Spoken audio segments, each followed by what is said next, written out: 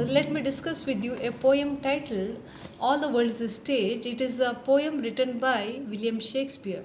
This poem is taken from the play As You Like It, and these are the words spoken by a character called Jacques.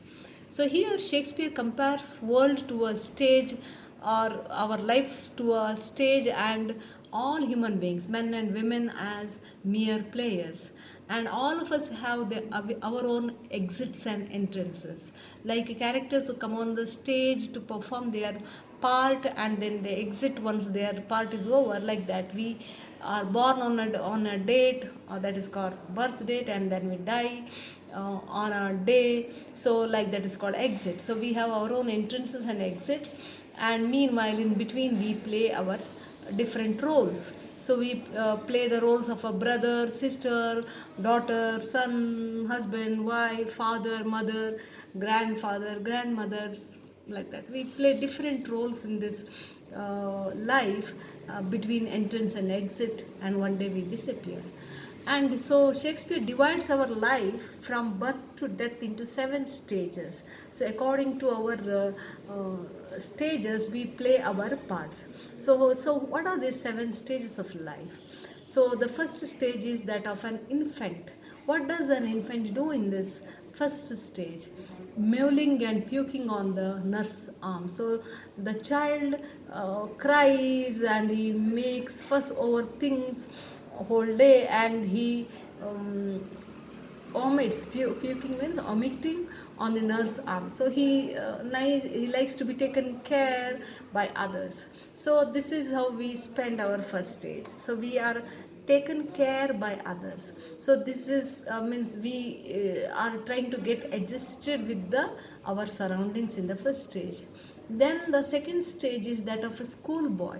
So here, from our confined or comfortable home, we are moved to the outside world for the first time, to a school where we have to face a lot of disciplines, and away from all the fun game. And so we are not willing to go to school. So that's why Shakespeare calls the schoolboy as whining schoolboy. He is not ready to go to school. So he will hold his satchel, that is a school bag, he with all the makeup and nicely dressed up to go to school. That's why he says shining morning face. So he will be nicely dressed up by his mother, then creeping like, but he's not willing to go to school, maybe because of the punishment that is waiting for him in the school.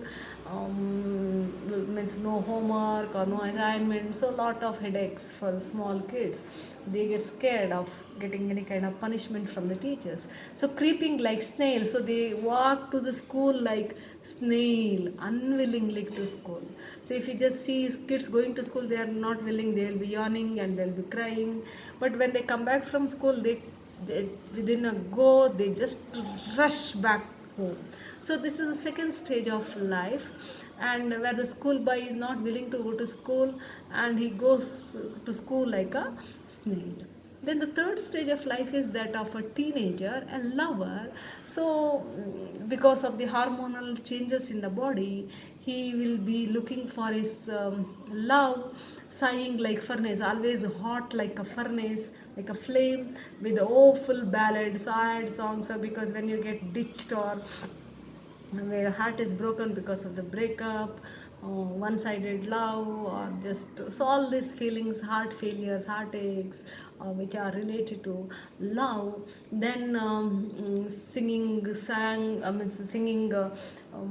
what kind of loving or romantic songs, looking at the eyes or the eyebrows of the mistress, dedicated to the mistress, but sometimes get rejected by the mistress. Then the romantic song becomes an awful ballad. So this is how we spend the third stage of life, searching for true love.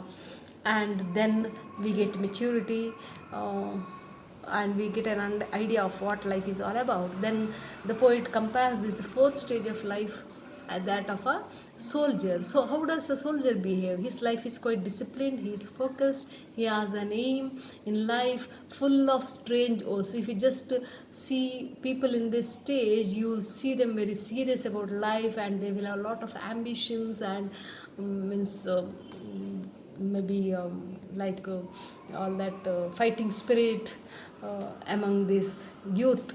And they are in the fourth stage. They live like a soldier, highly disciplined and focused, bearded like the part, so they behave like a mm, leopard, very focused, very target oriented, goal oriented, jealous in auras. They will be always competitive. They just want to do better than their competitors. Sudden and quick in call. They will be less like that. Bisi rakta. They will always be in like hot blood, and they will be means they are ready to fight for a cause. At the same time, they want to get fame at any cost. So that's why the poet says that it is like seeking the bubble reputation even in the cannon's mouths. Like means they are ready to die for a fame. They are ready to die for a name or a fame. Means they are desperate to get some kind of fame or name, uh, maybe uh, some bubble repetitions. But very interestingly, the poet calls this reputation or the name or fame as the bubble, because reputation is very temporary. I mean, it is temporary. It is like a bubble which disappears within a few seconds. So, but people, so here people in this stage, they are ready to die. Cannon's mouth also, they are ready to die for the sake of this short-lived fame. Then the next stage of life is that of a judge. Means people become parents, and once they have kids, they behave like judges. Uh, that's the fifth stage of life. Then the justice. So he calls the fifth stage of life as that of a judge. Means the people start judging their kids, their surroundings. They start giving opinions to the community, society, and to the things around them. So by then they lose whatever the sense of beauty, and they start means they are, so he calls this stage as a fair round belly. So means here people are not that focused about their keeping up the good physique. So that's why he calls it that is round belly with the good cap and line. But they speak sensible things. They make sense when they speak. That's why he says good cap and line is they speak wisdom because of their experience in life. And with eyes severe, but they are very critical about their kids and how the kids should behave or how they should grow up. They are very disciplined. They want to bring discipline in their kids. And beard or formal cut, they become very formal. So all this funky lifestyle transforms into formality.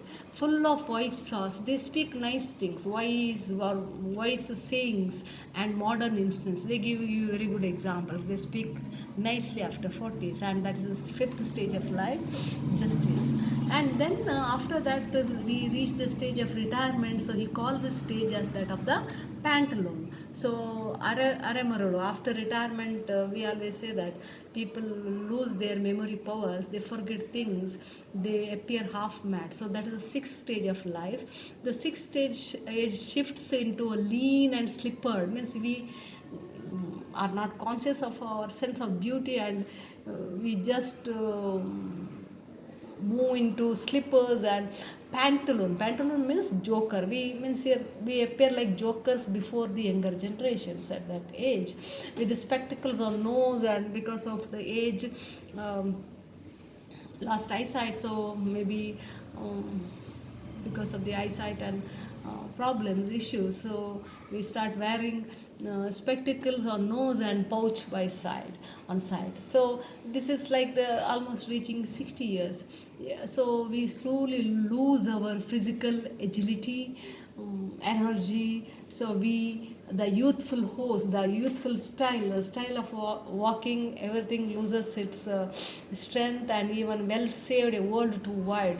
We, some of us might have some savings, money is there, world is there, but for his shrunk body. It's like there's a saying in Kannada, ಹಲ್ಲಿದ್ದಾಗ ಕಡಲೆ ಇಲ್ಲ, ಕಡಲೆ ಇದ್ದಾಗ ಹಲ್ಲಿಲ್ಲ, like that.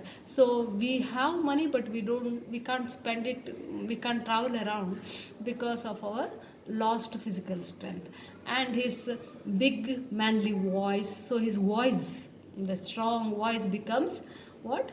Turning again toward childish treble. So he speaks his, he breaks his voice, his voice becomes very weak and very what is whistles and pipes in his sound. So his manly voice becomes like the child's treble. So this is the sixth stage. So we slowly lose all our physical as well as mental agility, and the last scene, last stage of life is old age. There we lose everything. Last scene of all that ends this strange eventful history. So this is the last stage of our life. So from child, infant to schoolboy, schoolboy to lover, then soldier, then judge and pantaloon. Finally, we move to the last stage of our life that ends this strange eventful history of life. So this is how we can sum up our life, and that is called, the old age is called the second childishness. This is the second childhood, because when we are child we are so ignorant of the world, and when we reach the last stage again we lose all our senses and we behave like small children. Mere oblivion. Oblivion means here not aware of, not conscious of what is going on around us. So it is so the poet sums up the last stage of life beautifully in the last line. Sans. Sans means without teeth, without eyes, without taste, and without everything. So this is the final zero of life. So this is the life cycle from infant to old age. This is how we play different roles, and some of us end our journey of life successfully, some of us with lot of size, and some of us with lot of footprints of achievements, and some of us without any significant contribution to the self or to the world. So this is how we spend our life. So it is like we play our part on the stage, like the whole life is like a drama, and we play our part. We enter on the stage or at a particular point, and we exit after playing our part. We exit from the stage. So this is how Shakespeare sums up human life. Thank you.